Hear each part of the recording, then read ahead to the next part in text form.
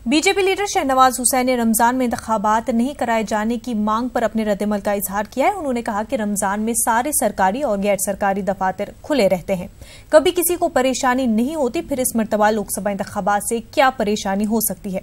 हमारे नुमाइंदे अनूप गुप्ता ने शहनवाज हुसैन से बातचीत की। बीजेपी के राष्ट्रीय प्रवक्ता और बीजेपी के वरिष्ठ नेता सैयद शहनवाज हुसैन, सर चुनाव के तारीखों की घोषणा हो गई है, लेकिन एक बात पर विवाद हो गया है कि रमजान के महीने में चुनाव क्यों कराया जा रहा है। ये पता नहीं किस तरह की सोच है लोगों की विवाद करने की। क्या विवाद होगा? रमजान इस्लाम के 5 अरकान में एक रमजान भी है, रोजा।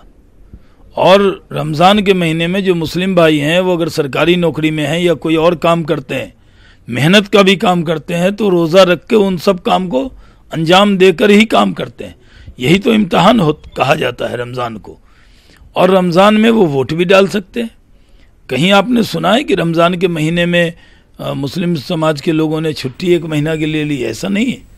वो अपना काम करते हुए, रोजा रखते हुए ही अपने काम को अंजाम देते हैं। यही उनके लिए इम्तिहान होता है। और रमजान के दिन बहुत बार वोट डाला है। अब ये कहना कि रमजान में चुनाव हो रहा है, इस तरह का बयान सुनकर ताज्जुब होता है। बहुत दुखद है कि इस तरह का बयान दे रहे हैं लोग। लेकिन तृणमूल कांग्रेस की तरफ से कहा गया कि बीजेपी नहीं चाहती है कि मुसलमान वोट डाले, इस वजह से चुनाव की तारीखों को इस तरह से दिया गया। उनको, तृणमूल कांग्रेस को ये गलतफहमी हो गई है कि जो मुस्लिम वोट डालेंगे वो उनको डालेंगे। इस बार डालने वाले नहीं है। जो मुस्लिम समाज के लोग वोट डालने जाएंगे वो एक अच्छे प्रधानमंत्री नरेंद्र मोदी जी को वोट डालने जाएंगे। इस गलतफहमी में हमारे विरोधी न रहें, क्योंकि हमारे प्रधानमंत्री ने सबकी चिंता की है। आयुष्मान भारत लाए तो 50 करोड़ लोग जो कवर हैं उसमें मुस्लिम भाई भी हैं। अगर हमने 7 करोड़ लोगों को गैस का सिलेंडर दिया तो उसमें मुस्लिम भाई भी हैं। अगर हमने बिजली 18,000 गाँव में पहुँचाई तो उसमें सब समाज के गाँव हैं। इसलिए सब गलतफहमी में न रहे। वो मायावती कह रही है कि जम्मू कश्मीर को लेकर के आपकी जो नीति है वो ठीक नहीं है। मायावती इसी तरह का बयान दे रही हैं। पहले उत्तर प्रदेश में उनकी नीति का क्या होने वाला है? क्या बहन जी को इस बार भी तो 0 नहीं मिलेगा? पिछली बार बड़ा बड़ा भाषण दे रही थी और लोकसभा के चुनाव में बसपा 0 पे आउट हो गई। आखिरी सवाल सर, चुनाव की तारीखों की घोषणा हो गई, आपको लगता है कि दोबारा आप लोग सरकार बनाने जा रहे हैं? नरेंद्र मोदी जी अपार बहुमत से जीतेंगे और सरकार बनाएंगे।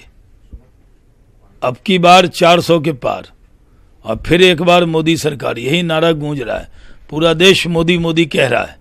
नए मतदाता जो जुड़े हैं वो मोदी जी को ही जानते हैं, वो मोदी जी को वोट देने को बेकरार है। पूरा देश मोदीमय है। तो ये थे राष्ट्रीय प्रवक्ता शहनवाज हुसैन। कैमरामैन सत्य प्रकाश के साथ अनूप गुप्ता, न्यूज़ 18 नेटवर्क, दिल्ली। खारजा सेक्रेटरी विजय गोखले अमरीका पहुंच गए हैं। सहरोजा दौरे के दौरान विजय गोखले अमरीकी वजीर खारजा माइक पॉम्पियो समेत ट्रंप इंतजामिया के आला हुकाम से मुलाकात करेंगे। पुलवामा हमले और उसके बाद पैदाशुदा हालात के पस मंजर में विजय गोखले का ये दौरा इंतहाई अहमियत का हामिल है। पुलवामा हमले के बाद हिंदुस्तान पाकिस्तान को सियासी, सिफारती और इक्तिसादी सतह पर अलग थलग करने की मुहिम छेड़े हुए है।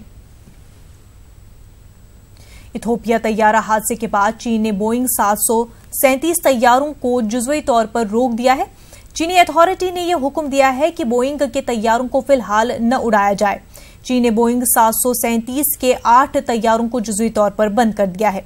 चीनी इंतजामिया के मुताबिक एहतियात के तौर पर यह फैसला लिया गया है। बुलेटिन में फिलहाल इतना ही। आदाब।